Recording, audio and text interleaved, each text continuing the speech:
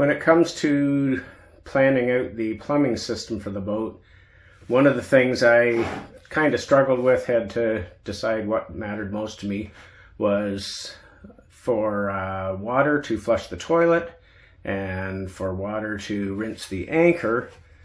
I considered having a separate water pump with a through hull fitting to draw water out of whatever water we're traveling in and save using our fresh water.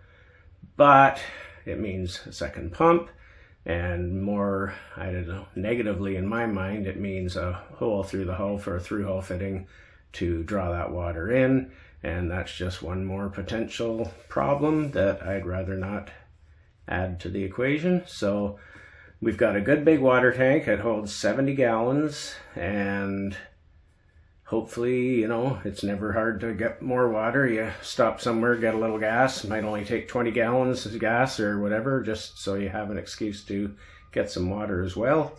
But yeah, I decided we'll flush the toilet with our fresh water. We'll, if needed, rinse the anchor with our fresh water. Now hopefully we can kind of swish the anchor in the water a little bit just in the lake and it'll rinse off. But if it's being stubborn, then we'll have the ability to pull out the hose and give it a blast.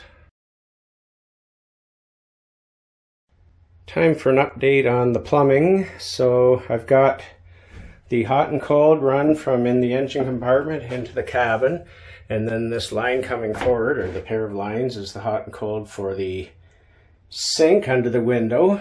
They're the taps that I have good long supplies, so that's ample there. And then I have it running across under the steps through there, which I'm going to put a false back. I've put a piece of wood at each side that the back can go against, so nothing is beaten on the plumbing or the wiring that's in there.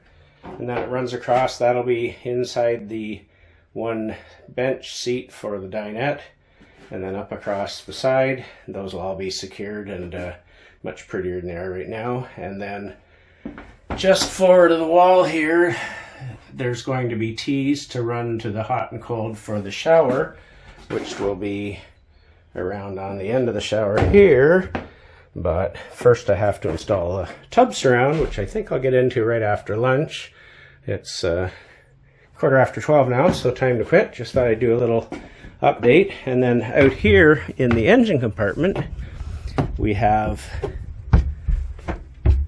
so here we have our pump with the line coming from the water tank, and it goes from the pump into the accumulator cushion tank, and then from there tees into the cold line, forward into the cabin, and back to feed the water heater, which is here. I haven't hooked it in yet, but the two lines are over there, the hot and the cold. I just fished the wire. It had to come under this floor and fish across and come up through a hole there to feed the water heater, so I just did that. And I've put taps, drains for the hot and cold. Those will be low point drains that for winterizing I can, I'm making sure all the lines have uphill slope from that point, and so I can drain the plumbing quite easily. There, the tub surround is glued in place. It's a cheap, thin, lightweight, emphasis on lightweight, household, you know, for a 5-foot bathtub, but this is only a 3-foot bathtub. And this end wall here is, don't know if you can tell in the video, but it's on a slope. So I used the one soap dish corner panel and cut the end panel for a 2-foot tub instead of a 30-inch.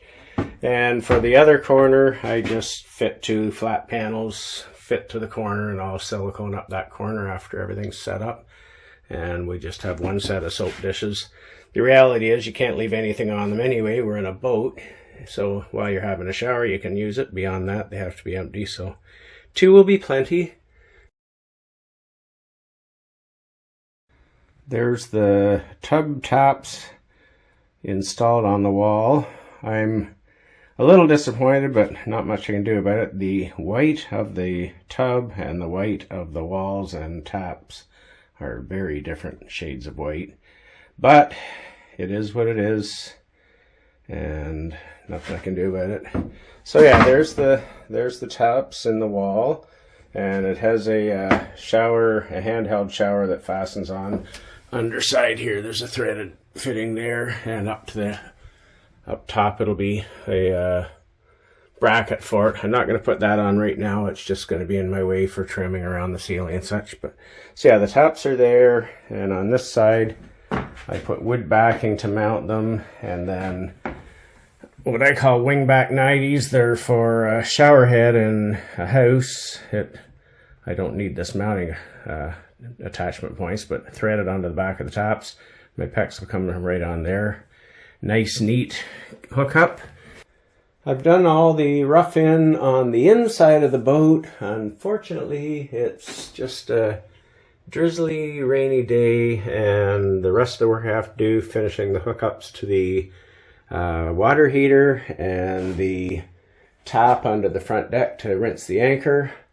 It's not a day to be out there with the hatches open working outside, so that'll have to wait until it either clears up or another day. But yeah, I've got the line coming from under the back deck in the engine compartment. I've got it all clamped and secured now, going around under the dinette seat, buried in the wall across the end of the dinette, teed to feed up to the taps for the bathtub, and then it runs across the end of the tub, line up there to feed the toilet, and then the hot just curls around, and right now I just have it tucked down here just to stay put and not jump around. This line here I haven't actually crimped yet because it's maybe a little short, and I'm going to cut off what's left out under the front deck, and I'm probably going to replace it with a piece a little bit longer. So it's just stuck on there just so no dirt gets in, but I pulled the PEX ring back to make sure I realized I've never crimped that one. And then it goes on through behind the couch up here in the salon and out in under the front deck, and right now there's just a coil of PEX pipe coiled up under the front deck, and if this rain lets me go out and work, I'll work. Otherwise, I think I'm going to start putting together the top step here, and I don't know, just lots to do in here. It's not like I can't work because it's raining out. It's a nice dry place in here, and I have a ton of work to do. So I guess I'll get at it. There's my tap under the front deck hatch. We're up here at the bow of the boat, and so nice and handy. Reach from above to turn the tap on and off, and I can hook up a hose, somehow something with a wand or a nozzle on the end of it that I can hang under here, pull out, rinse the anchor, and tuck away. So I've got it in the corner. I don't want it to be a headbanger. We're going to store our two fold-up bikes right back in this little cuddy, this corner here. And yeah, this is the same depth down as the drain for the trough around for the hatches. So it's, yeah, I'm sure I'll still hit my head on it because that's what I tend to do. But yeah, it's slick. The PEX spline just cranks around there, tucked up out of the way nice, and no fittings. I love how you don't have to fill it full of elbows and everything to get from point A to point B. Obviously less money spent on fittings and way less potential leaks, so it's a win-win. And yeah, I'm happy with that. That'll do the job quite nicely.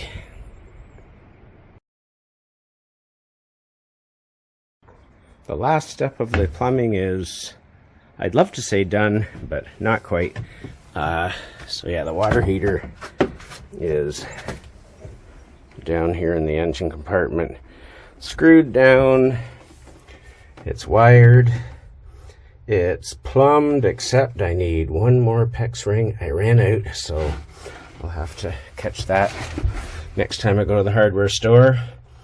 Yeah, the trim tab pump is right behind there. There's just enough room to get at everything. It's actually not that bad. You can get your head in there to see what you're doing. And the other thing I still have to do in the water heater is run 5/8 heater hoses. There's 2 fittings, one there, one up here, that are heater hoses that go from the engine, so the engine heat will warm the water. It's that, or plugged into shore power, so when we're cruising the engine keeps the water warm. So yeah, so I have to buy some heater hose, and there's one connection goes back into the coolant reservoir here, the other one's over on the far side of the engine. I found it, so just have to measure up how much hose I need and get that ordered, and then that'll be finished. Once this one PEX ring is on, if I bought myself a battery, I could test the water system, put it up to pressure, and check for leaks. So one of these days.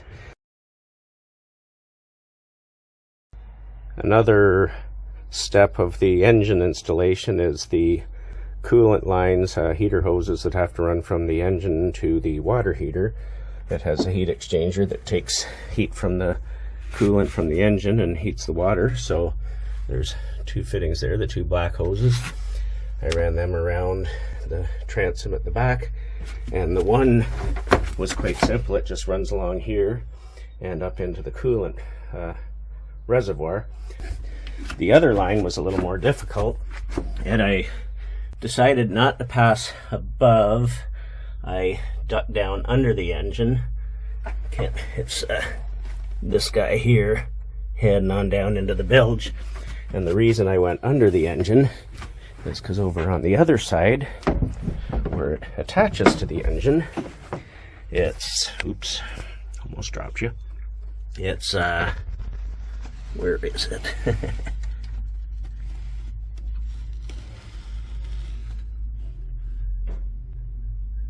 Trying to find it now. It was, oh yeah, that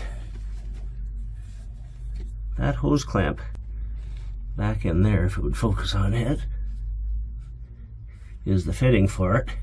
It's down low and heading down, and to turn that around and head up didn't look very practical, so I just ran it. It's that black hose running down there into the bilge and up the other side. Now that all the plumbing is roughed in, I decided I should pressure test it and see if there's any leaks before I go and make it more difficult to deal with, especially that spot over there. That one would be very challenging to deal with. I'm going to, when I panel that wall, I'm going to leave that corner open so I could inspect it or whatever. But so I just have this battery. It's the one for the tongue jack on the trailer, and I'm just temporarily just hooking wires directly to the pump. I don't have obviously everything the way it'll be in the end, and yeah, I was having no luck at all. I just was in checking the specs on it because I was sure it was supposed to be self-priming.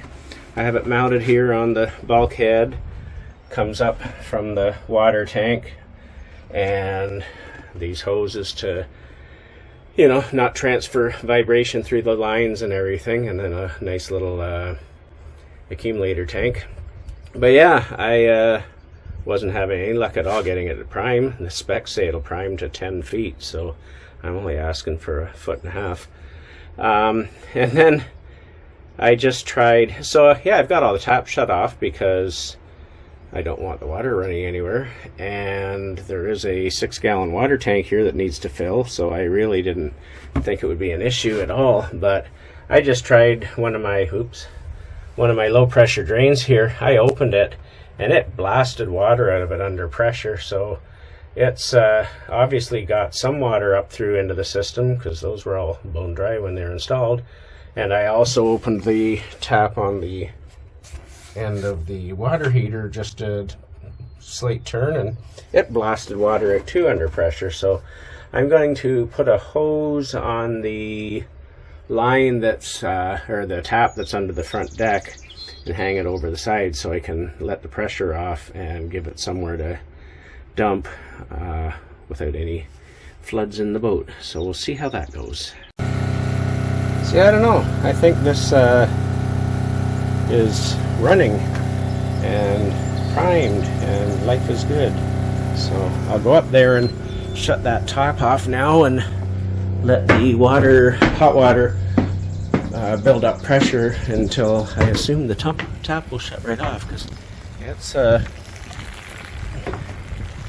all that water has run out of the boat already, so clearly it's doing something. So I'll just shut this tap off, which I made nice and handy to reach from above deck.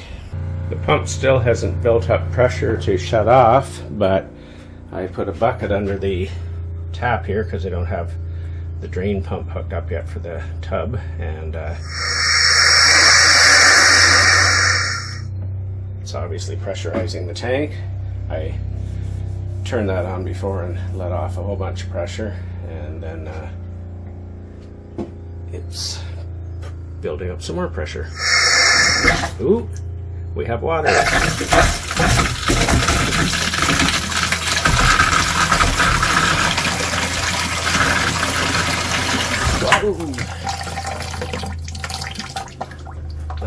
That's what I get for setting the bucket on a box.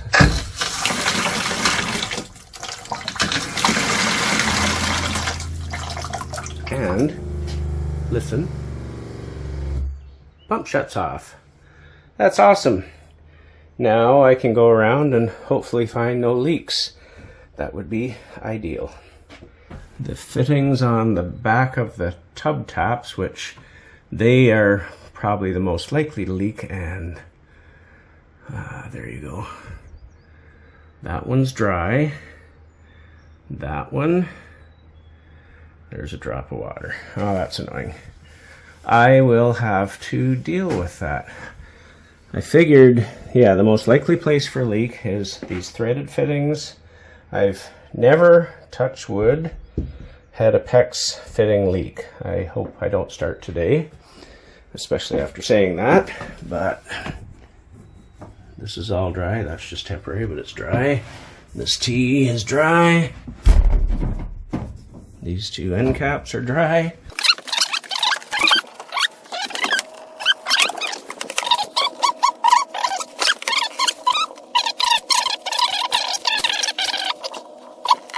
I think I have that one threaded fitting at the back of the shower that I'm going to have to fix, and other than that, I think I'm good.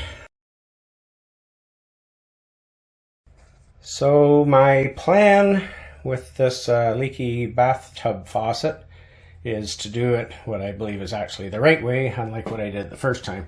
So the first time I used these, I call it a wingback 90. It's for, normally in a house it would be for the shower spout up top, and you screw it to a brace, you know, a piece of 2x2 or whatever, and then the shower head threads into this fitting. It's a tapered pipe thread fitting, so the deeper the pipe is wound in, the snugger it gets. These faucet connectors are supposed to have, well, it came with these plastic fittings that have a little gasket that presses against here. And so my one that I was using, my wingback 90, it tries to seal to the threads, but these taps, that's not the plan. So I bought these other, I feel, proper fittings. They're still a 90 degree, nice and snug, so it fits in the wall, but it has a tapered rubber gasket inside that will seat against this. Well, it seems this was the answer. It's been pressurized for about half an hour and everything is bone dry. No drips on the floor. It's all good. So I'm gonna leave. I have the pump turned off, but it's fully up to pressure. I'm just gonna leave it that way for the next foreseeable future and hopefully never find any new surprises.